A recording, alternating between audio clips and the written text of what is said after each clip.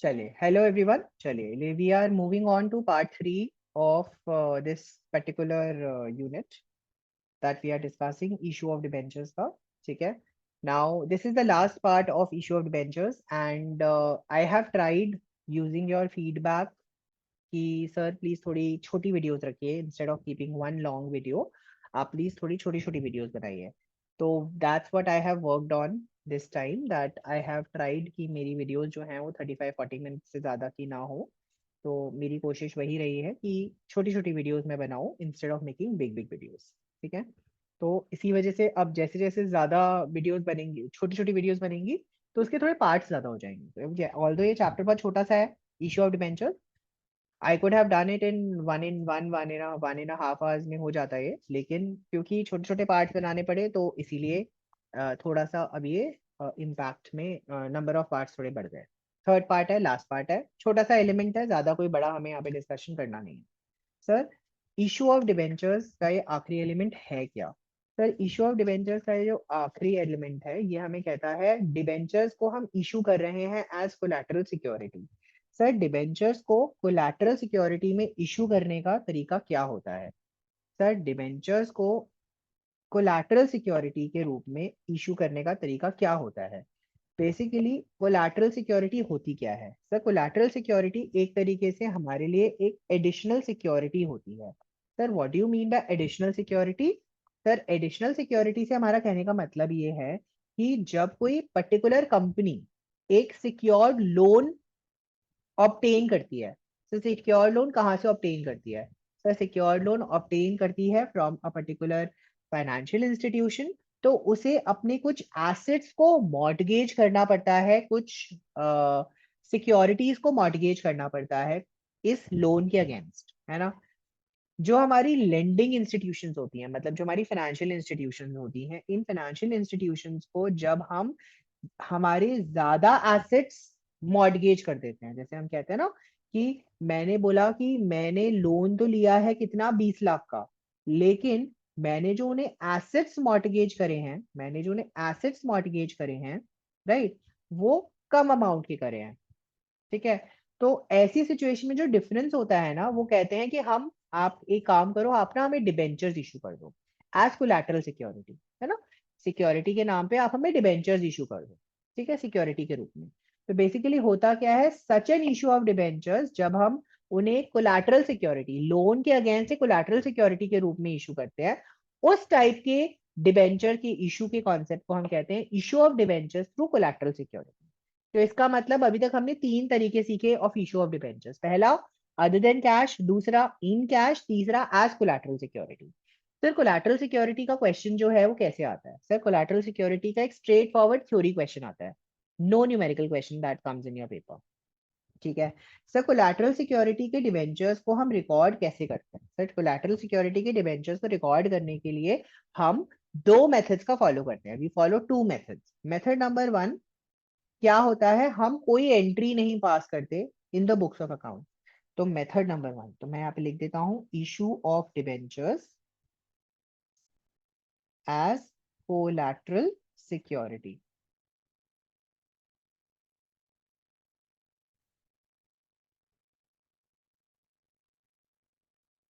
ठीक है, अगर आप देखोगे हमारे पास में इसका जो फर्स्ट मेथड होता है, जो फर्स्ट मेथड है वो हमें कहता है, फर्स्ट मेथड हमें कहता है no entry is made, no entry is made in the books of accounts for the debentures issued,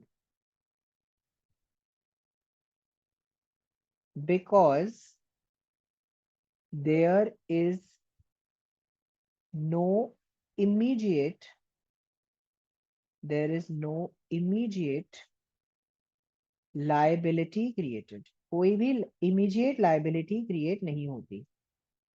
ठीक है,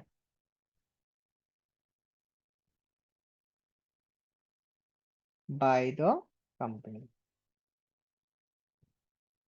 हम इस मेथड में only a note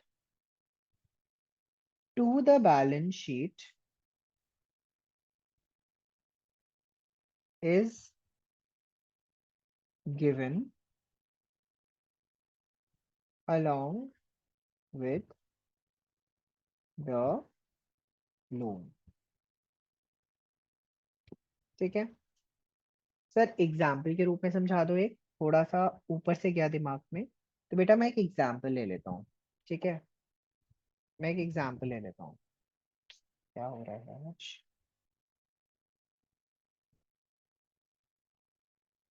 हो जा, अगला पेज आ जा भाई, अरे आ जा, अरे आ जा।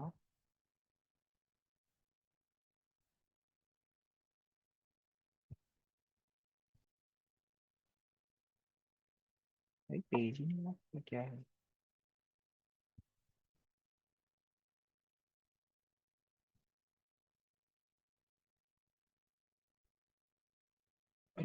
ओके, चलिए एक एग्जाम्पल मैं यहाँ पे आपको छोटा सा दे देता हूँ, जिसके थ्रू आप इस मेथड को समझ सकते हो। सर बोला गया कि एक कंपनी है, वही कंपनी उठा लेते हैं, कंपनी ए, है ना। कंपनी ए ने एक लोन लिया है एसबीआई से, स्टेट बैंक ऑफ इंडिया, सबको पता है कौन सी बैंक है ना। स्टेट बैंक ऑफ इंडिया से एक लोन लिया है। ठीक है, टेकन अप अ लोन, मैं एरो उल्टा कर देता हूँ। ठीक है, लोन टेकन फॉर 20 lakhs। ठीक है, व्हाट हैपेंड हियर इज, जब कंपनी ने ये लोन लिया तो इस कंपनी ने कुछ सिक्योरिटी दे दी। सर इस कंपनी ने एक सिक्योरिटी दे दी। ठीक है, सिक्योरिटी दे दी, से मैंने बोला security they the of land and building. ठीक है सर, इस लैंड एंड बिल्डिंग के साथ साथ इन्होंने बोला कि हम आपके लिए 12% के डिबेंचर्स इशू कर देते हैं। ठीक है, of ₹15 lakhs as collateral security. ठीक है, हम आपकी सिक्योरिटी के लिए, यहाँ पर आपकी सिक्योरिटी के लिए कि आपके फंड्स जो हैं वो ऐसे फालतू ना जाएं, हम आपके लिए 15 लाख के डिबेंचर्स भी इशू कर देते हैं इस लोन के अगेंस्ट। ठीक है, अब हुआ क्या, आपको यही इंफॉर्मेशन दे रखी है, अब होगा क्या, जब ये कंपनी ए अपनी बैलेंस शीट बनाएगी, ये जब कंपनी अपनी बैलेंस शीट बनाएगी, बैलेंस शीट में बेटा लाइबिलिटीज में शो करेगी, लॉन्ग टर्म लाइबिलिटीज में लोन फ्रॉम एसबीआई। ठीक है, लोन फ्रॉम एसबीआई, इस लोन फ्रॉम एसबीआई के साथ में यहाँ पे ब्रैकेट में दिखा देगी secured as collateral security for issue of debentures, 12% debentures of ₹15 lakhs। That's it, यही इसका एक नोट यहाँ पर प्रेजेंट हो जाएगा। इस कंपनी को और कुछ भी नहीं करना, इस कंपनी को और कुछ भी नहीं करना, जो लोन फ्रॉम एसबीआई है वो अपना वही 20 lakhs में यहाँ पे शो कर दे। दैट्स इट, इस कंपनी को और कुछ भी नहीं करना। समझ आ गया? ठीक है सर, ये तो था हमारा first method, this is the first method, जहां पर हम कुछ नहीं करते, कोई भी अमाउंट शो नहीं करते। सेकेंड मेथड पे आते हैं, coming to the second method. Second method हमें बोलता है, सेकेंड मेथड हमें बोलता है, अब आपको जो सेकेंड मेथड बोलता है कि यार आपने लो जो डिबेंचर्स हैं वो तो इशू करे ही हैं, you have already issue debentures in the company, तो वो बोलता है, सेकेंड मेथड जो है वो बोलता है कि आप इन डिबेंचर्स को ना रिकॉर्ड करो, और रिकॉर्ड करो अपने बुक्स में एज अ कोलैटरल सिक्योरिटी। ठीक है, अब how it is done, the collateral security is recorded in the books, है ना, is recorded in the books.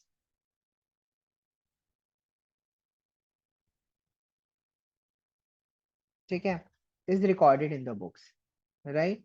अब यहाँ पर हम क्या करते हैं, हम यहाँ पे ना थोड़ी सी जर्नल एंट्रीज पास करते हैं। क्या जर्नल एंट्री पास करते हैं, let's try to understand. Sir हमारी जो जर्नल एंट्री पास होती है वो कुछ ऐसी होती है, when loan is taken, when loan is taken, ठीक है, हम यहाँ पे एक जर्नल एंट्री पास करते हैं, बैंक अकाउंट डेबिट, क्योंकि मेरे पास पैसा आ रहा है, टू लोन फ्रॉम बैंक, है ना, हमने बैंक से लोन लिया है, हमने लोन को रिकॉर्ड कर लिया, जितने का भी लोन लिया है हमने रिकॉर्ड कर लिया, ये that loan is taken. Sir अब जब मैंने डिबेंचर्स इशू करे हैं, तो what am I going to do? Sir मैं एंट्री पास करूंगा। हम यूजुअली क्या एंट्री पास करते थे? Bank account debit, asset account debit something. हम यहाँ पे एंट्री पास करेंगे अब debenture suspense account. Right sir, ये डिबेंचर सस्पेंस क्या है? एक तरीके से एक एसेट है, ठीक है, जिसको हम क्रिएट कर देंगे against our percentage debenture account. ठीक है, इसे हम रिस्पेक्टली इशू कर देंगे। राइट, अगर आप देखोगे, ये जो डिबेंचर सस्पेंस अकाउंट है, इसे मैं हमारे एसेट्स में शो करूंगा। इसे मैं कहाँ शो करूंगा? इसे मैं हमारे एसेट्स में शो करूंगा। और सर ये जो मेरी लाइबिलिटी परसेंटेज डिबेंचर ये है, ये सर मैं अपने लाइबिलिटीज में शो करूंगा। ये तो मैच हो गया। सर ये मेरे एसेट्स में शो होगा, ठीक है, सर ये मेरी लाइबिलिटीज में शो होगा। अगर आप देख सकते हो, मेरा बैलेंस शीट हमेशा टैली करेगा। क्यों? क्योंकि डिबेंचर्स का जो अमाउंट है वो मेरा यहाँ पर ऑलरेडी शो हो रहा है, एसेट लाइबिलिटी मैच हो रहा है। Similarly at the same time मैंने जो लोन लिया उसका भी एसेट लाइबिलिटी मैच हो रहा है, तो there will be no difference.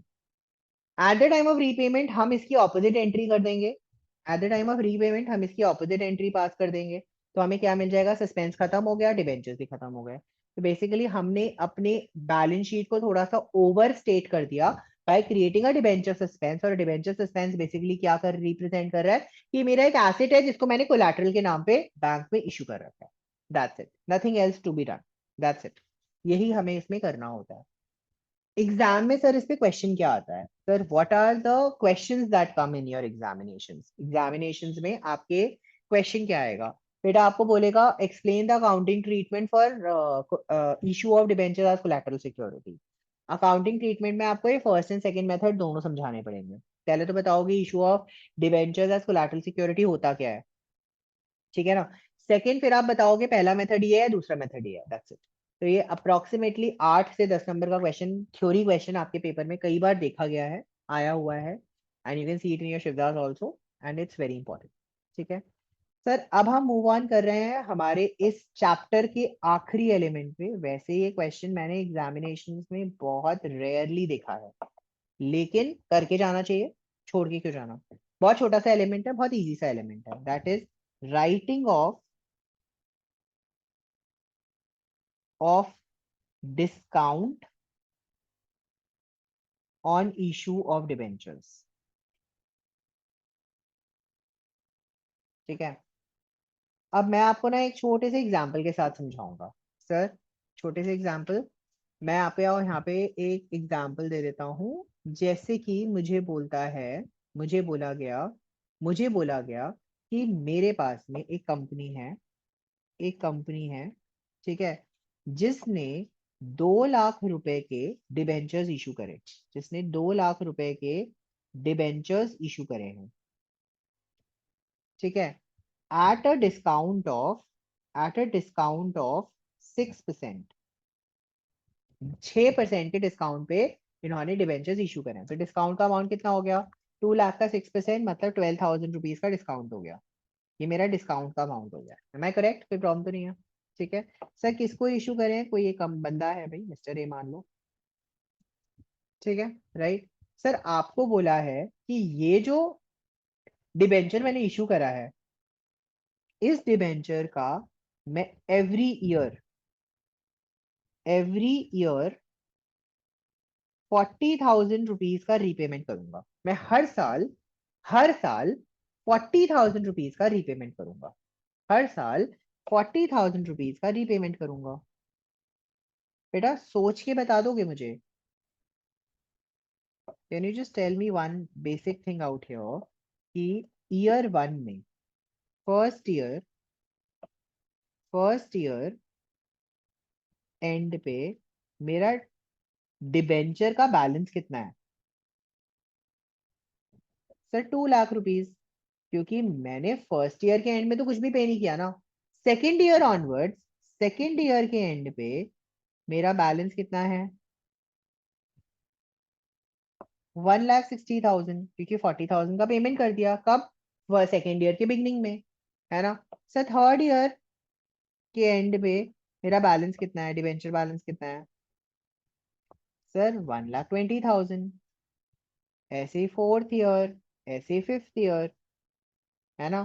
तो अगर आप देखोगे मेरा डिबेंचर बैलेंस कितना है सर, 80,000 एंड 40,000। सर इस क्वेश्चन को थोड़ा चेंज भी किया जा सकता है बाय सेइंग दैट मैंने पेमेंट एंड में किया है। पहले साल के एंड में कितना हो जाएगा, 1,60,000, सेकेंड में 120, थर्ड में 80, फोर्थ में 40, लास्ट में 0, राइट।